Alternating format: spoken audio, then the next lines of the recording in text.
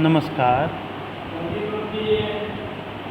एसे 1 का पाठ्यक्रम जो हिंदी विषय के लिए निर्धारित किया गया था, उस पाठ्यक्रम का हम लोगों ने पठन पाठन संपूर्ण कर लिया है। अब हम लोग पुनरावृत्ति का कार्य आरंभ करेंगे। आज हिंदी व्याकरण से हम इस कार्य को आरंभ करेंगे। पहला जो अध्याय है बच्चों, वो है भाषा, लिपि और व्याकरण। जैसा कि मैंने पहले तुम लोगों को कई बार बतलाया है कि जो प्रश्न आएंगे वो बहुविकल्पी प्रकार के होंगे। एक प्रश्न रहेगा और उसके 4 विकल्प दिए जाएंगे। उन विकल्पों में से जो सर्वाधिक सही विकल्प है उसको आप लोगों को चुनना है। प्रश्न कुछ इस प्रकार रहेंगे बच्चों, जैसे भाषा का अभिप्राय क्या है। 4 ऑप्शन दिए जाएंगे। क, मन के भाव केवल लिखकर बताना, मन के भाव केवल बोलकर बताना, मन के भाव संकेत द्वारा बताना, मन के भाव बोलकर या लिखकर बताना। अब जो इसमें सबसे सही है, जैसा कि सर्वाधिक सही उत्तर है मन के भाव बोलकर या लिखकर बताना, इस पर आपको टिक मार्क कर देना है। दूसरा प्रश्न है, भाषा का मूल रूप है क प्रांतीय, ख लिखित, ग मौखिक और घ विदेशी।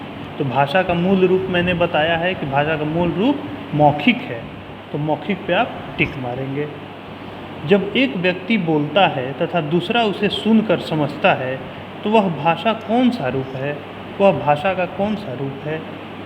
जब एक व्यक्ति बोलता है और दूसरा सुनकर समझता है तो यहाँ पर वार्तालाप हो रही है, इसलिए यह भाषा का मौखिक रूप है। 4 ऑप्शन दिए हुए हैं, 4 विकल्प हैं। 4 विकल्प हैं, लिखित, मौखिक, सांकेतिक, इनमें से कोई नहीं, तो आप टिक मारेंगे मौखिक पर। इसके बाद बच्चों, भाषा को अस्थायी रूप प्रदान करता है। तो मौखिक भाषा जो है, मौखिक रूप, वह भाषा को अस्थायी रूप प्रदान नहीं करता है।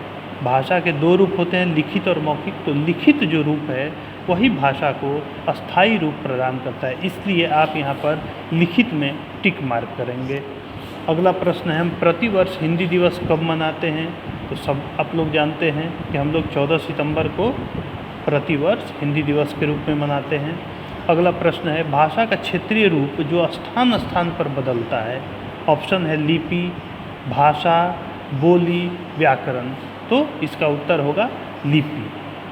हिंदी भाषा की बोली है, हिंदी भाषा की कौन सी बोली है। क कश्मीरी, ख गुजराती, ग मगधी, घ तमिल।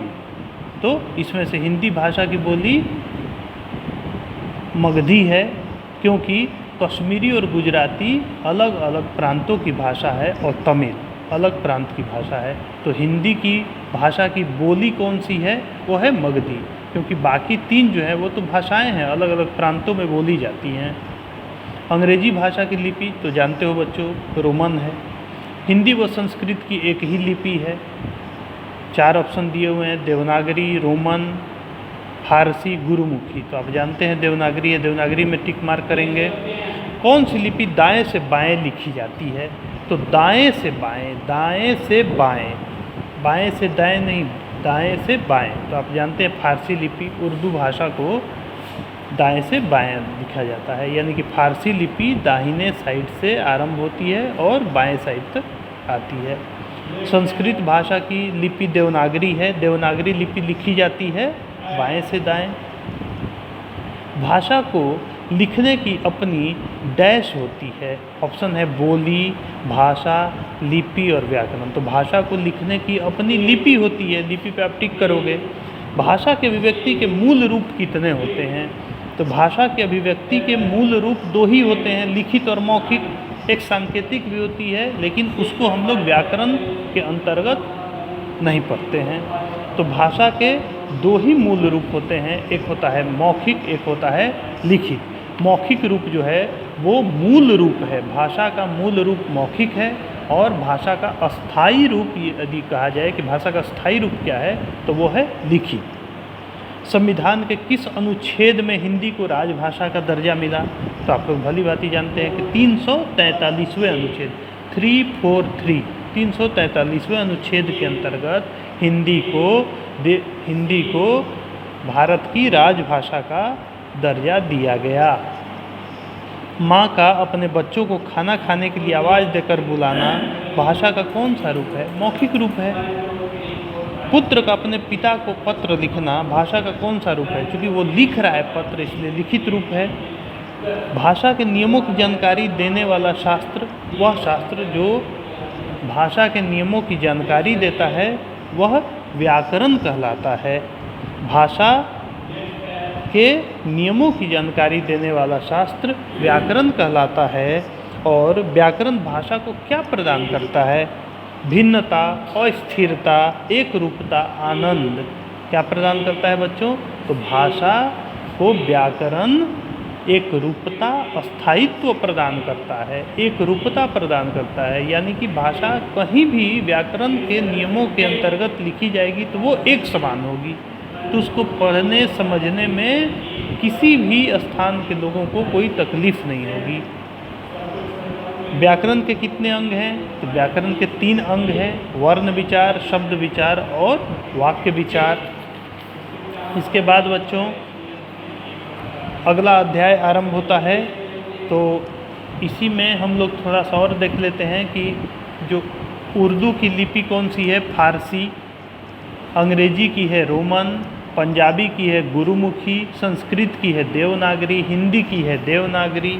ठीक है बच्चों, इसके अतिरिक्त देख लो एक बार कि भारत की भाषा, विश्व की भाषा और भारत की बोलियाँ, ये 3 श्रेणियाँ निर्धारित की गई हैं और एक बॉक्स दिया हुआ है। उस बॉक्स में से तुमको चुन करके भारत की भाषा कौन कौन सी हैं, विश्व की भाषा कौन कौन सी हैं और भारतीय बोलियाँ कौन कौन सी हैं, उनको लिखना है।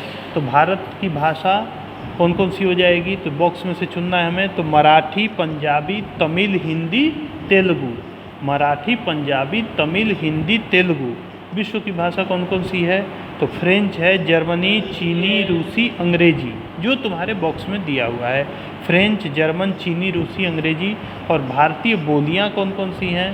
तो पूर्वी बोली है, राजस्थानी हिंदी है, पूर्वी हिंदी, राजस्थानी हिंदी, ब्रजभाषा, पहाड़ी हिंदी और मगधी हिंदी। ये 3 श्रेणियाँ हैं। तो आज का वीडियो इतना ही बच्चों। अगली कक्षा में, अगली वीडियो में हम लोग दूसरे अध्याय को रिवीजन करेंगे। धन्यवाद।